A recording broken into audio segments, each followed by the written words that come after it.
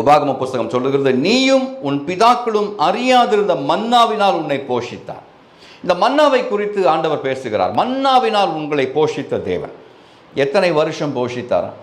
40 வருஷங்கள் போஷித்தார்.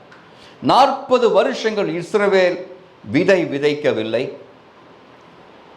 நிலத்திற்கு நீர் பாய்ச்சவில்லை, அறுவடை செய்யவில்லை, களஞ்சியங்களிலே தானியங்களை சேர்த்து வைக்கவில்லை. 40 வருஷங்கள் வனாந்திரத்திலே அவர்கள் அலைந்து திரிந்து கொண்டிருக்கும் பொழுது ஒவ்வொரு நாளும் வானத்திலிருந்து பனி போல அவர்களுக்கு மன்னா பெய்து கொண்டிருக்கிறது. அந்த மன்னாவை எடுத்து அவர்கள் புசித்து கொண்டிருக்கிறார்கள். ஒரு நாள் கூட மன்னா நின்று போகவில்லை. அவருடைய ஓய்வு நாளுக்கு மட்டும் மன்னா விலக்கப்பட்டிருந்தது. ஆனால் ஓய்வு நாளுக்கு வேண்டிய மன்னாவையும் முந்தின நாளிலே நீங்கள் சேகரித்து வைத்துக் கொள்ளலாம் என்று கர்த்தருடைய வார்த்தை சொல்லுகிறதை பார்க்கிறேன். ஆண்டவருடைய பிள்ளைகளுக்கு படி அளக்கிற தேவன் அவர். உங்களுக்குரிய படியை அவர் அளந்து தருகிறார்.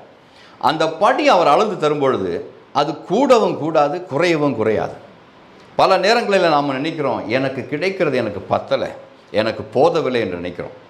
ஆண்டவருடைய பிள்ளையே, அது ஆண்டவர் படி அளந்து தரும் பொழுது அப்படி ஒரு தப்பு நடக்காது.